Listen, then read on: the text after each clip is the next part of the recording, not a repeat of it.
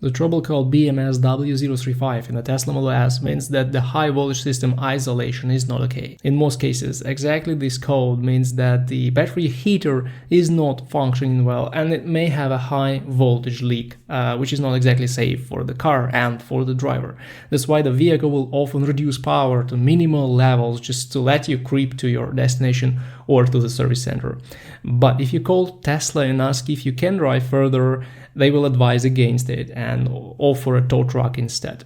Even though the high voltage leak may happen in a lot of places, the two most common culprits for the BMS W035 code are the battery heater and rear drive unit, with the latter being a much less common problem. Sometimes this can be a system glitch and you can solve it by recalibrating the BMS. You will need to go to the service mode and then enter the high voltage menu and press on the BMS pictogram. Then the car will ask you to perform a certain sequence and the BMS will be recalibrated. I would say in about 1% of cases this can help you eliminate the problem, but the battery heater or rear drive unit problems are not DIY and you will need to make an appointment with the dealership to fix these issues. As far as I know, diagnosing this issue is not that easy, even with the dealership grade equipment, so if your car is under warranty, you may not care much about what dealership decides to replace, but if you have to pay for this, it makes sense to insist on battery heat replacement. Not only is this a much more common culprit for the problem, but it's also a much cheaper part